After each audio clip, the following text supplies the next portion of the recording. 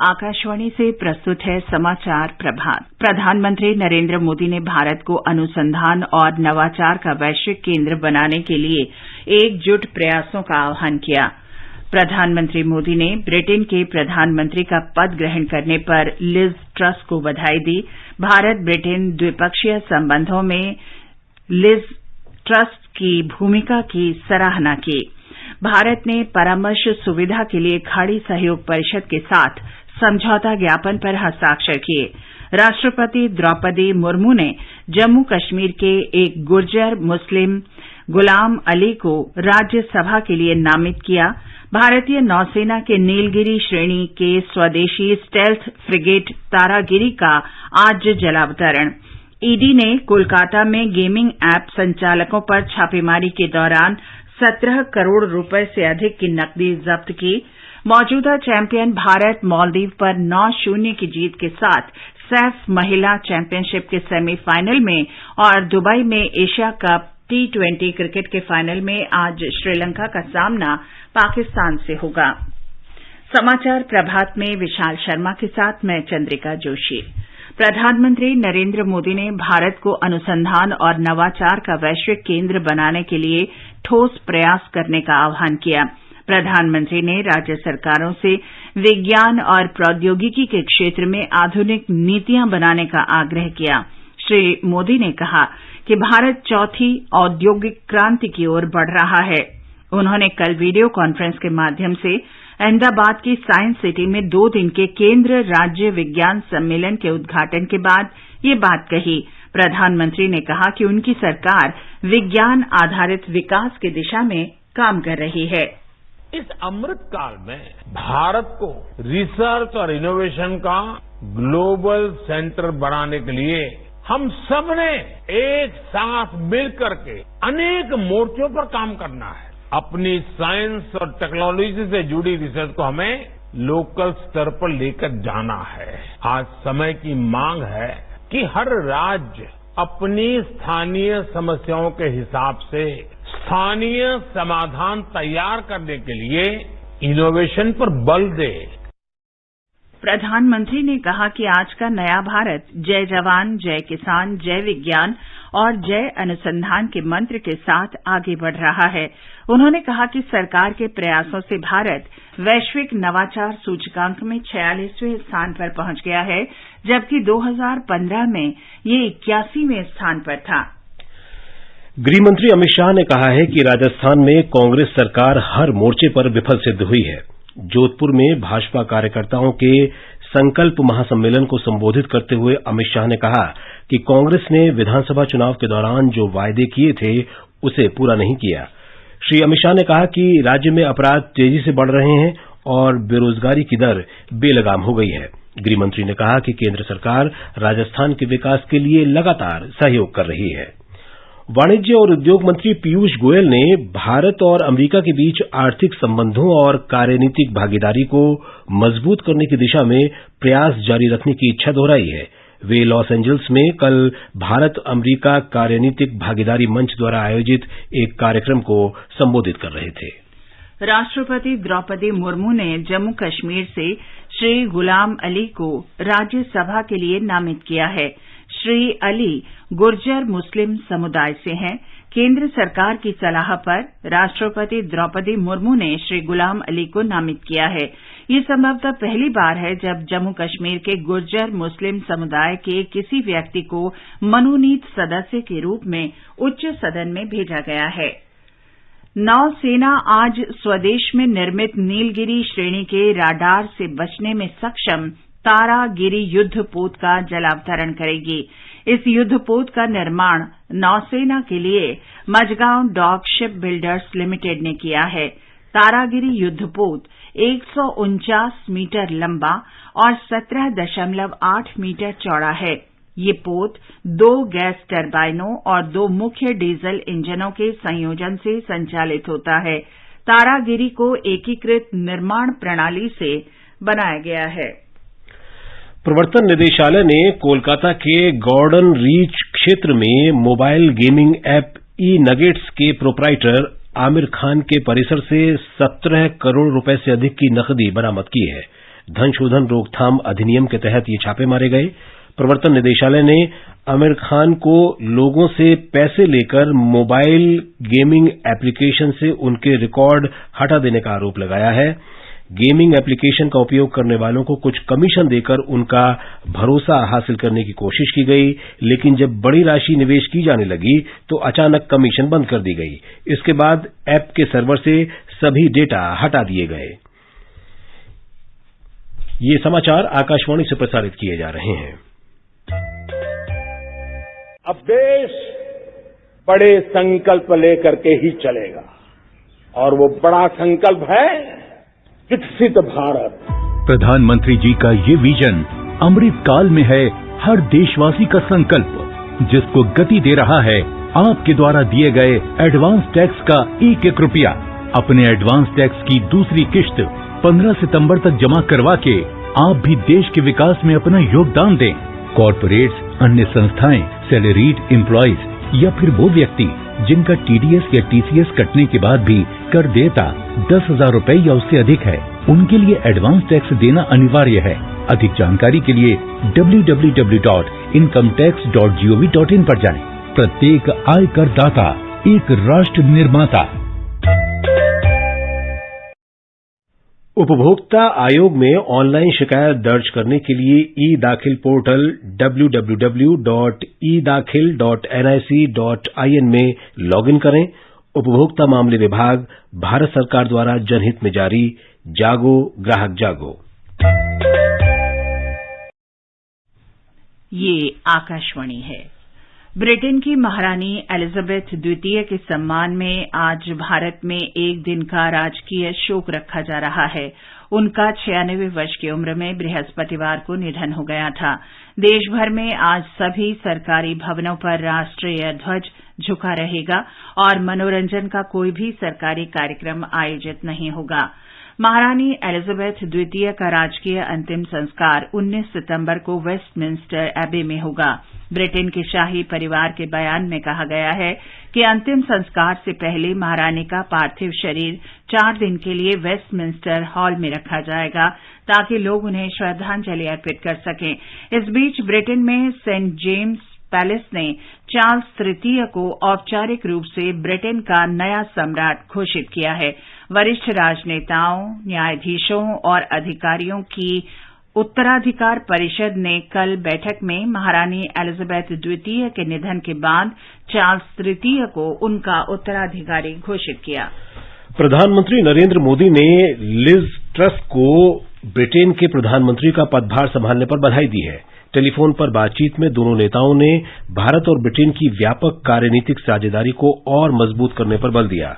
श्री मोदी और ब्रिटेन की प्रधानमंत्री श्रीमती ट्रस ने आपसी हित के मुद्दों सहित मुक्त व्यापार समझौता वार्ता, वर्ष 2030 तक की कार्य योजना, रक्षा और सुरक्षा सहयोग जैसे मुद्दों पर विचार विमर्श किया। प्रधानमंत्री नरेंद्र मोदी ने महारानी एलिजाबेथ द्वितीय के निधन पर भारत के लोगों की ओर से शाही परिवार और ब्रिटेन के लोगों के प्रति गहरी संवेदना प्रकट की। विदेश मंत्री सुब्रमण्यम जयशंकर ने खाड़ी सहयोग परिषद के महासचिव नाइफ फलह मुबारक अल हजरफ के साथ भारत और खाड़ी सहयोग परिषद के बीच परामर्श तंत्र विकसित करने के सहमति पत्र पर हस्ताक्षर किए हैं।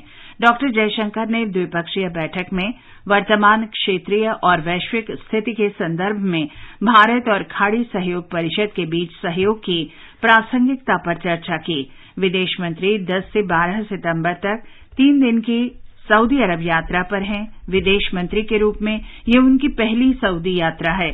सऊदी अरब पहुंचने पर डॉक्टर जयशंकर ने रियाद में भारतीय प्रवासियों को संबोधित किया। उन्होंने कहा कि भारत ने अपनी अर्थव्यवस्था मजबूत करने और उच्च आय वाला देश बनने के लिए कई साहसिक कदम उठाए हैं। उन्होंने कहा कि यूक्रेन संकट से उत्पन्न चुनौतियों के बावजूद भारत इस वर्ष 7% की वृद्धि दर से विश्व की तेजी से बढ़ती अर्थव्यवस्था बनेगा। उत्तर प्रदेश के मुख्यमंत्री योगी आदित्यनाथ ने कुछ दिन पहले लखनऊ के एक होटल में लगी आग के संबंध में 4 विभिन्न विभागों के 15 अधिकारियों के निलंबन तथा 4 सेवानिवृत्त अधिकारियों के खिलाफ कार्रवाई के निर्देश दिए हैं। लखनऊ पुलिस आयुक्त एसबी शिराडकर और लखनऊ मंडल के आयुक्त रोशन जैकब के 2 सदस्यीय जांच दल ने राज्य के गृह विभाग को कल अपनी रिपोर्ट सौंपी थी। आगे बढ़ने से पहले एक नजर मुख्य समाचारों पर। प्रधानमंत्री नरेंद्र मोदी ने भारत को अनुसंधान और नवाचार का वैश्विक केंद्र बनाने के लिए एकजुट प्रयासों का आह्वान किया। प्रधानमंत्री मोदी ने ब्रिटेन के प्रधानमंत्री का पद ग्रहण करने पर लिज ट्रस को बधाई दी। भारत ब्रिटेन द्विपक्षीय संबंधों में सुश्री लिज की भूमिका की सराहना की। भारत ने परामर्श सुविधा के लिए खाड़ी सहयोग परिषद के साथ समझौता ज्ञापन पर हस्ताक्षर किए। राष्ट्रपति द्रौपदी मुर्मू ने जम्मू कश्मीर के एक गुर्जर मुस्लिम गुलाम अली को राज्यसभा के लिए नामित किया। भारतीय नौसेना के नीलगिरी श्रेणी स्वदेशी स्टेल्थ फ्रिगेट तारागिरी का आज जलावतरण। प्रवर्तन निदेशालय ने कोलकाता में गेमिंग ऐप संचालकों पर छापेमारी के दौरान 17 करोड़ रुपए से अधिक की नकदी जब्त की। मौजूदा चैंपियन भारत मालदीव पर 9-0 से जीत के साथ सैफ महिला चैंपियनशिप के सेमीफाइनल में और दुबई में एशिया कप T20 क्रिकेट के फाइनल में आज श्रीलंका का सामना पाकिस्तान से होगा। आकाशवाणी आपके लिए लेकर आया है कार्यक्रम एक कदम और बुजुर्गों के लिए, हर रविवार रात 9:30 बजे FM गोल्ड पर। रविवार 11 सितंबर को प्रसारित होने वाले अंक का विषय है बुजुर्ग और शिक्षा। देशव्यापी टीकाकरण अभियान के अंतर्गत अब तक 214 करोड़ 92 लाख से अधिक कोविड रोधी टीके लगाए जा चुके हैं। कल 14 लाख से अधिक टीके लगाए गए।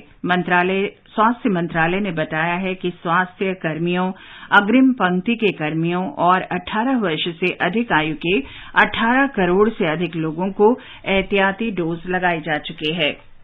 प्रधानमंत्री नरेंद्र मोदी कल सुबह लगभग 10:30 बजे ग्रेटर नोएडा में इंडिया एक्सपो सेंटर और मार्ट में अंतर्राष्ट्रीय डेयरी परिसंघ के विश्व डेयरी सम्मेलन 2022 का उद्घाटन करेंगे।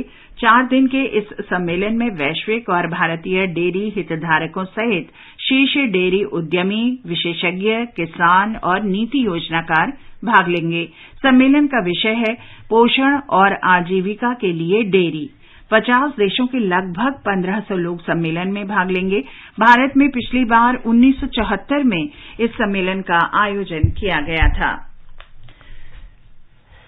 केंद्रीय वन, पर्यावरण और जलवायु परिवर्तन मंत्री भूपेंद्र यादव आज मध्य प्रदेश में कूनो राष्ट्रीय उद्यान का दौरा करेंगे। श्री यादव 17 सितंबर को प्रधानमंत्री नरेंद्र मोदी की प्रस्तावित यात्रा की तैयारियों की समीक्षा करेंगे।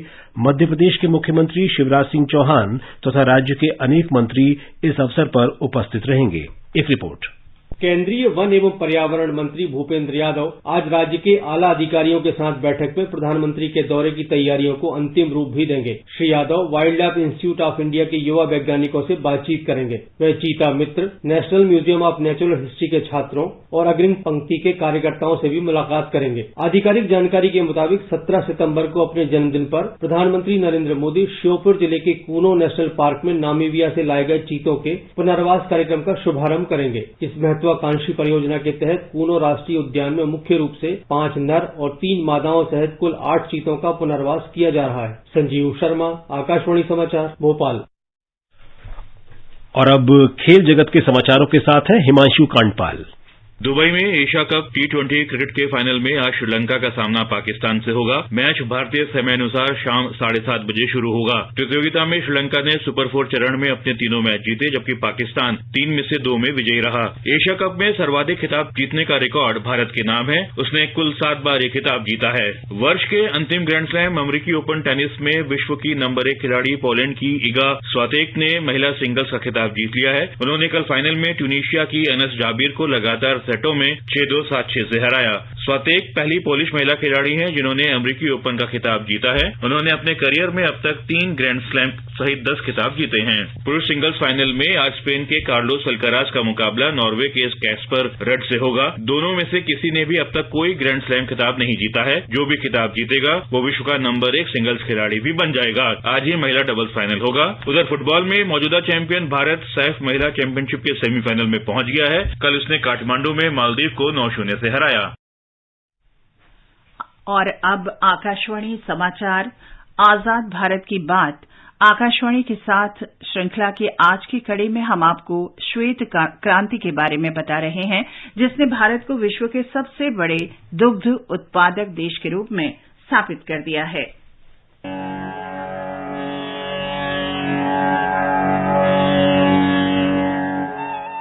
1970 के दशक में डॉक्टर वर्गीस कुरियन ने गुजरात के एक छोटे से शहर आणंद को देश के दूध के कटोरे के रूप में परिवर्तित कर दिया। उन्होंने देश को दूध उत्पादन में आत्मनिर्भर बनाने के लिए श्वेत क्रांति की शुरुआत की, जिसे ऑपरेशन फ्लड भी कहा गया। आनंद मॉडल की अपार सफलता को बड़ी सराहना मिली और 1965 में डॉक्टर कुरियन के संस्थापक अध्यक्ष के रूप में राष्ट्रीय डेयरी विकास बोर्ड का गठन हुआ। तत्कालीन प्रधानमंत्री लाल बहादुर शास्त्री ने डॉक्टर कुरियन से आनंद मॉडल को पूरे देश में दोहराने के लिए कहा था। Lal Bahadur Shastri, when he was the prime minister, came to Anand and informed us that I went and stayed in a village because I know this dairy is a great success. Your trade name is very famous. You are growing every year. As against 100 dairies owned by government, all are incurring losses. So I wanted to come to Anand to study what is the reason for the success of our milk. So I told the Prime Minister, sir, the secret is very simple. This dairy is owned by farmers. It is managed by elected board of directors, elected by the farmers. In their wisdom, they have understood that to run a dairy, you need professional management. So they have appointed me as the chief executive of this cooperative. And I have been left free to build up my team. And so it is a business which is commanded by farmers. And we all of us are responsible to the board for our jobs. Doctor Kurien ने कई वर्षों तक सहकारी संस्थागत व्यवस्था के माध्यम से भारत में दूध और अन्य कृषि उत्पादों के उत्पादन, खरीद और विपणन में क्रांति ला दी।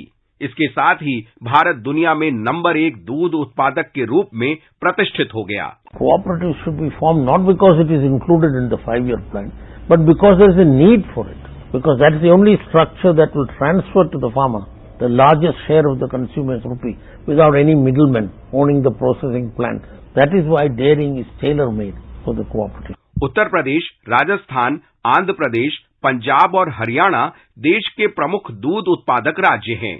अप्रैल 2022 में गुजरात के बनासकांठा जिले के दियोदर में प्रधानमंत्री नरेंद्र मोदी ने बताया था कि देश में गेहूं और चावल के कारोबार से अधिक सालाना 8.5 लाख करोड़ रुपए के दूध का उत्पादन होता है और डेयरी क्षेत्र में छोटे किसान सबसे बड़े लाभार्थी हैं।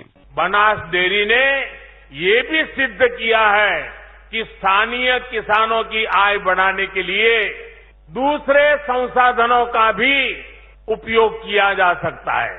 दूध, छाछ, दही, पनीर, आइसक्रीम के साथ ही aloo tikki, aloo wedge, french fries, hash brown, burger patties जैसे उत्पादों को भी बनास डेयरी ने किसानों का सामर्थ्य बना दिया है। ये भारत के लोकल को ग्लोबल बनाने की दिशा में भी एक अच्छा कदम है। इस प्रकार के प्रयास निश्चित रूप से हमारी ग्रामीण अर्थव्यवस्था मजबूत होगी, गांव मजबूत होंगे, हमारी बहनें बेटियां सशक्त होगी। पशुपालन और डेयरी फार्मिंग पर आकाशवाणी के कार्यक्रम किसानों को अपनी आय बढ़ाने के लिए आधुनिक डेयरी फार्मिंग तकनीकों और कृषि गतिविधियों को अपनाने के लिए प्रोत्साहित करते हैं। इसमें प्रधानमंत्री नरेंद्र मोदी द्वारा शुरू किए गए सरकार के राष्ट्रीय पशु रोग नियंत्रण कार्यक्रम के प्रावधानों के बारे में भी बताया जाता है। इस कार्यक्रम में पशुपालन अवसंरचना विकास कोष के तहत उत्पादकता को बढ़ावा देने के लिए किसानों को पशुधन स्वास्थ्य देखभाल और वित्तीय प्रोत्साहन की जानकारी दी जाती है। आकाशवाणी समाचार के लिए दिल्ली से शशांक कुमार।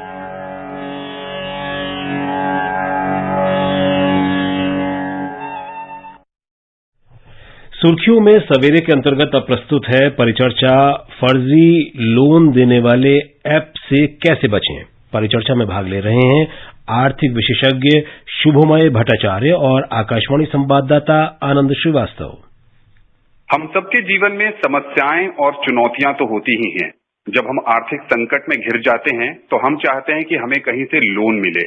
आजकल भारत देश में डिजिटल ऐप्स की संख्या बहुत ज्यादा बढ़ गई है जो हमें आसानी से ऋण मुहैया कराते हैं, लेकिन इनमें कई खामियां भी हैं। शुभमोय, सबसे पहले आपसे ये जानना चाहेंगे कि अगर कोई ग्राहक डिजिटल ऐप्स के सहारे लोन लेने की सोचता है तो उसे किन किन बातों का ध्यान रखना चाहिए? ये एक इंटरेस्टिंग सवाल है और इसलिए ये सवाल जरूरी है कि जब किसी लोन के लिए हम लोग जाते हैं तो सबसे पहले जो लोन ले रहे हैं उनको ये सोचना चाहिए कि मैं किस आर्थिक श्रेणी में आता हूँ, और ये एक सोच जरूरी है ये समझने के लिए कि मुझे अगर कोई बिन बुलाए आसमान पे चढ़ने वाला एक ऐसा छवि पेश कर रहा है जो मेरे कदर से कहीं ज्यादा है, तो मुझे उस पर ध्यान देना चाहिए या नहीं।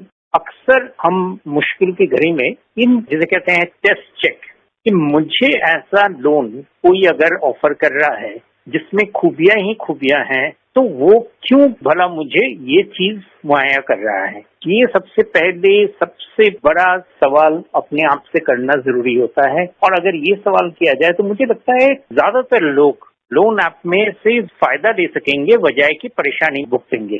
जो लोगों की समस्याएं हैं उन्हीं को ध्यान में रखते हुए सरकार ने कल कुछ घोषणाएं की। वित्त मंत्री निर्मला सीतारामन ने बहुत सारी चीजें बताई। वो क्या क्या चीजें हैं जो सरकार की तरफ से कदम उठाए जा रहे हैं इन डिजिटल ऐप्स से ग्राहकों को बचाने के लिए?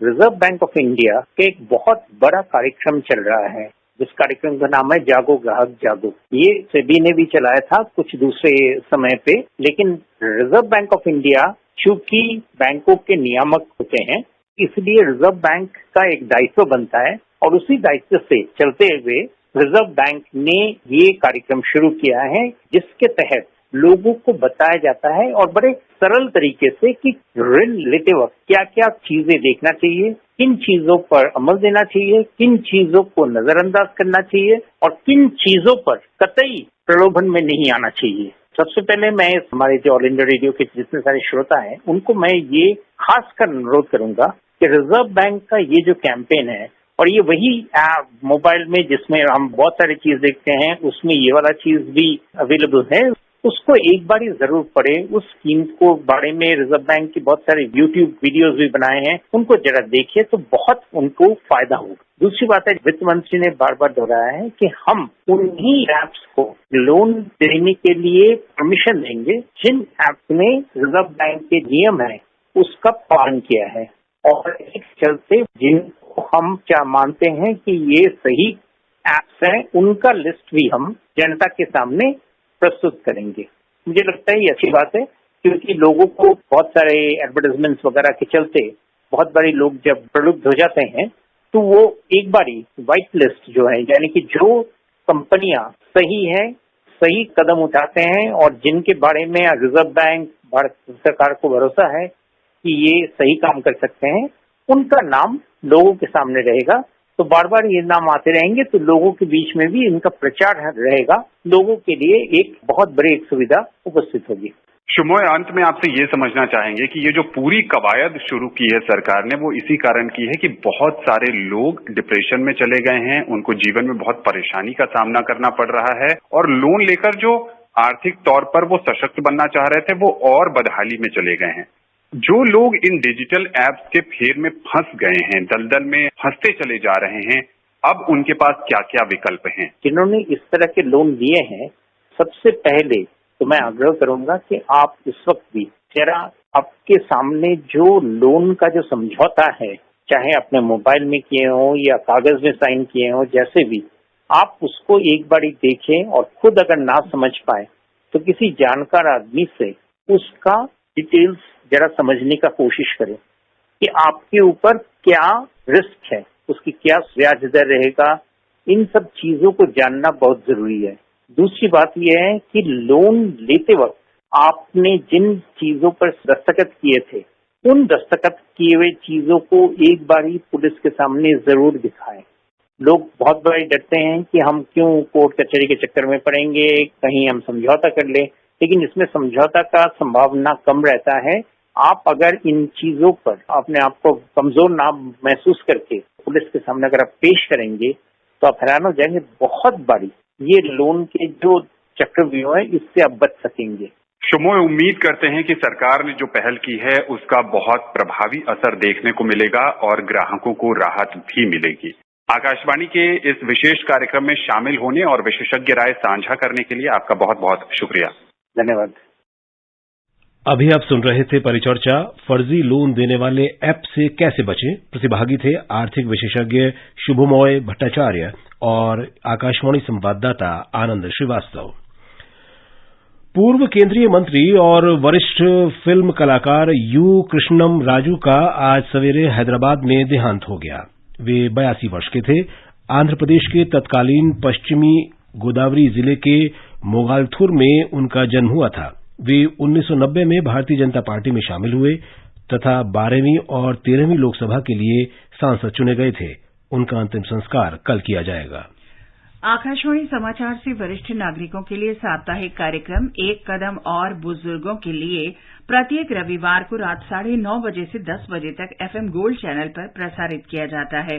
आज प्रसारित होने वाले कार्यक्रम का विषय है बुजुर्ग और शिक्षा। सवालों के जवाब देने के लिए स्टूडियो में उपलब्ध रहेंगे दिल्ली विश्वविद्यालय के शिक्षा विभाग के प्रोफेसर और लाइफ लॉन्ग लर्निंग इंस्टीट्यूट के निदेशक डॉक्टर पंकज अरोड़ा। कर्नाटक के मुख्यमंत्री बसवराज बोम्मई ने कहा है कि राष्ट्रपति द्रौपदी मुर्मू इस वर्ष मैसूरू में 26 सितंबर से 5 अक्टूबर तक आयोजित होने वाले दशहरा पर्व का उद्घाटन करेंगी। उन्होंने कहा कि राष्ट्रपति का स्वीकृति पत्र प्राप्त हो गया है। और विशाल, अब आप बताएं आज के समाचार पत्रों में क्या विशेष है। जी चंद्रिका, आज के समाचार पत्रों की बात करें तो केंद्र के राज्यों के साथ विज्ञान, अनुसंधान और नवाचार के क्षेत्र में की जा रही पहल को आज कई अखबारों ने सुर्खियों में दिया है।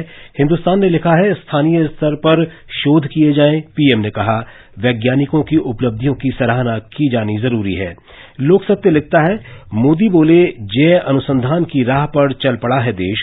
जनसत्ता लिखता है चौथी औद्योगिक क्रांति का नेतृत्व करने की ओर बढ़ रहा है भारत। नव भारत टाइम्स की खबर है 4 महीने और सावधानी, पीछे छूट जाएगा कोरोना। आने वाले त्योहारों के समय सावधानी और बचाव का ध्यान रखा गया तो पहले वाली सामान्य स्थिति की ओर बढ़ सकते हैं। कोलकाता में फर्जीवाड़े के लिए ऐप संचालकों पर प्रवर्तन निदेशालय की छापेमारी और बड़ी संख्या में नकदी की बरामदगी अखबारों की बड़ी खबर बनी है। हरी भूमि के शब्द हैं नोटों का पहाड़ मिला। अमर उजाला सहित कुछ अखबारों ने जम्मू कश्मीर के गुज्जर समुदाय से गुलाम अली को राज्यसभा में मनोनीत किए जाने को भी महत्व दिया है। चार्ल्स तृतीय को ब्रिटेन का नया सम्राट घोषित करने का समाचार राष्ट्रीय सहारा, जनसत्ता और दैनिक जागरण ने चित्र सहित दिया है। भारतीय पुरातत्व सर्वेक्षण के पूर्व महानिदेशक और पद्मश्री से सम्मानित प्रोफेसर बृजवासी लाल के निधन और प्रधानमंत्री के शोक व्यक्त करने की खबर हरिभूमि, जनसत्ता, हिन्दुस्तान, दैनिक जागरण, अमर उजाला, राष्ट्रीय सहारा, राजस्थान पत्रिका और दैनिक भास्कर ने पहले पन्ने पर उनके चित्र सहित दी है। लोकसत्य की खबर है देश की पहली सेमी हाई स्पीड और नई वंदे भारत रेलगाड़ी ने परीक्षण के दौरान नया रिकॉर्ड बनाया। मात्र 52 सेकंड में 100 किलोमीटर प्रति घंटे की रफ्तार पकड़ी और इस तरह बुलेट ट्रेन को पीछे छोड़ दिया। अहमदाबाद से मुंबई की दूरी 5 घंटे में तय की। मौसम के हवाले से हिन्दुस्तान लिखता है बारिश से आज दिल्ली में थोड़ी राहत मिलने के आसार हैं। नवभारत टाइम्स ने लिखा है इस बार बारिश औसत से 38% कम हुई, इसलिए सर्दी कुछ देर से आ सकती है। आज दिल्ली में बूंदाबांदी के आसार। और अंत में मुख्य समाचार एक बार फिर। प्रधानमंत्री नरेंद्र मोदी ने भारत को अनुसंधान और नवाचार का वैश्विक केंद्र बनाने के लिए एकजुट प्रयासों का आह्वान किया। प्रधानमंत्री मोदी ने ब्रिटेन के प्रधानमंत्री का पद ग्रहण करने पर लिज ट्रस को बधाई दी। भारत ब्रिटेन द्विपक्षीय संबंधों में लिज ट्रस की भूमिका की सराहना की। भारत ने परामर्श सुविधा के लिए खाड़ी सहयोग परिषद के साथ समझौता ज्ञापन पर हस्ताक्षर किए। राष्ट्रपति द्रौपदी मुर्मू ने जम्मू कश्मीर के गुर्जर मुस्लिम समुदाय के गुलाम अली को राज्यसभा के लिए नामित किया। भारतीय नौसेना के नीलगिरी श्रेणी के स्वदेशी स्टेल्थ फ्रिगेट तारागिरी का आज जलावतरण। प्रवर्तन निदेशालय ने गेमिंग ऐप संचालकों पर छापेमारी के दौरान कोलकाता में 17 करोड़ रुपए से अधिक की नकदी जब्त की। मौजूदा चैंपियन भारत मालदीव पर 9-0 से जीत के साथ सैफ महिला चैंपियनशिप के सेमीफाइनल में और दुबई में एशिया कप T20 क्रिकेट के फाइनल में आज श्रीलंका का सामना पाकिस्तान से होगा। इसके साथ ही समाचार प्रभात का ये अंक समाप्त हुआ। नमस्कार।